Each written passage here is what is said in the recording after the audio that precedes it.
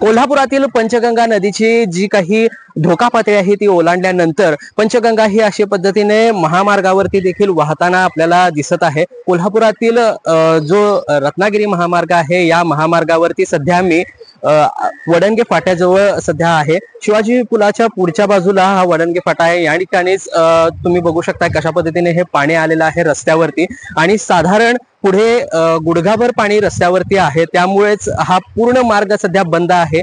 पुढे छत्रपती शिवाजी पुलावरतीच बॅरिकेटिंग करून पोलिसांकरवी हा रस्ता पूर्णपणे बंद करण्यात आलेला आहे आणि आतमध्ये जी चिखली आंबेवाडी ही जी गावं आहेत या ठिकाणच्या सगळ्या नागरिकांना स्थलांतरित करण्यात आलेलं आहे। साधारण 5845 नागरिकांचं कोल्हापूर जिल्ह्यातील हे स्थलांतर झालेलं आहे आतापर्यंत आणि या सगळ्या नागरिकांना सुरक्षित स्थळी हलवण्यात आलेलं असून सध्या या ठिकाणचं जे आहे ते वातावरण तुम्ही बघू शकताय।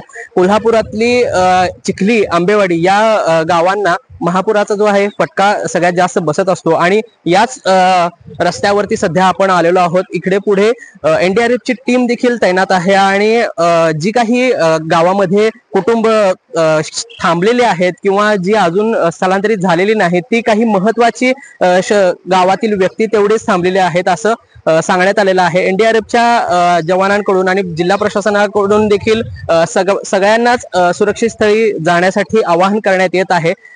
त्याचबरोबर जर कोल्हापुरातील बाकीच्या ठिकाणचा विचार केला तर शहरात देखील कोल्हापुरातील पाणी शिरलेलं आहे। कोल्हापुरातील शाहूपुरी कुंभार गल्ल्या असेल, त्याचबरोबर खानविलकर पेट्रोल पंप असेल, त्याचबरोबर बापट कॅम्प असेल, अशा ठिकाणी शहरात पाणी गेलेलं आहे आणि त्यामुळेच नागरिकांचे सध्या हाल होत आहेत। त्या ठिकाणचे देखील नागरिकांचं स्थलांतर सुरक्षित ठिकाणी झालेलं आहे। आता या ठिकाणचा जर विचार केला तर एनडीआरएफच्या जवानांकडून नेमकी काय माहिती देण्यात आली आहे हे देखील आपण बघूयात। एनडीआरएफ की एक टीम जो इंस्पेक्टर ब्रजेश रैकवार और 30 लोगों के साथ जून 15 को यहाँ पे आ चुकी थी।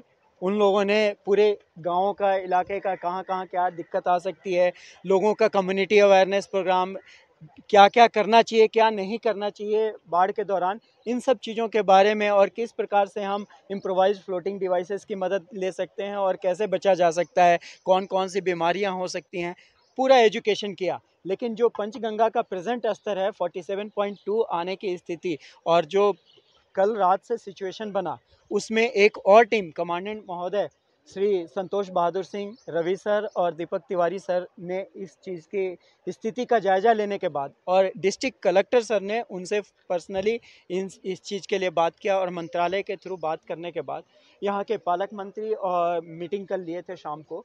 तो जिस सिचुएशन से अभी कोल्हापुर है तो कहीं ना कहीं खतरा दिख रहा है और इसीलिए एवेक्यूएशन रेस्क्यूअर्स के द्वारा किया जा रहा है।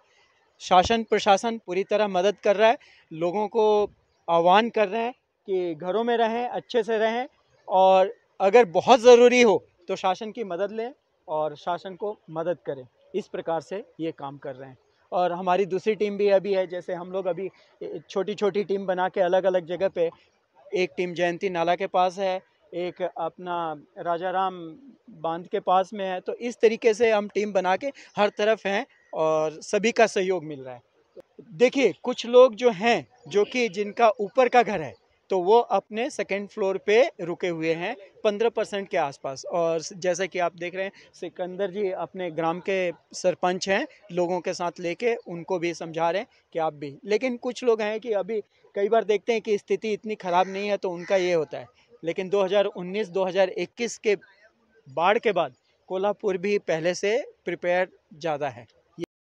दरम्यान सध्या कोल्हापुरातील ही परिस्थिती बघता कशा पद्धतीने पुढचं वातावरण असणार आहे हे पावसाच्या जोरावरतीच ठरणार आहे। कारण पावसाचा जोर हा वाढला तर हे पंचगंगेचं पाणी देखील अजून वाढण्याची शक्यता आहे, त्यामुळेच नागरिक आणि प्रशासन देखील सतर्क आहे। दरम्यान कोल्हापूर शहराचा जर विचार केला तर वाढणाऱ्या पाणी पातळीमुळे कोल्हापुरातील पंपिंग स्टेशन देखील पाण्यात गेलेले आहेत, त्यामुळे नागरिकांना पिण्याच्या पाण्याचा जो आहे तो प्रश्न निर्माण झालेला आहे। मात्र थेट पाईपलाईनच्या योजनेमध्ये जो वीज पुरवठ्यामध्ये बिघाड झाला होता तो देखील सुस्थितीत करण्याचा प्रयत्न चालूच असल्यामुळे नागरिकांना चिंता करण्याची गरज नाही असं देखील प्रशासनाने कळवण्यात आलंय. मात्र कोल्हापूरचा जो NH4 हायवे आहे त्याच्याबद्दल देखील नागरिकांना संभ्रम आहे, पण कोल्हापुरातील NH4 कोल्हापूर पुणे बेंगळूर हायवे आहे या ठिकाणी अजून अद्याप पाणी आलेलं नाही, त्यामुळे नागरिकांनी अजून काळजी करण्याची गरज नाही आहे. आणि मी इथेच थांबतो.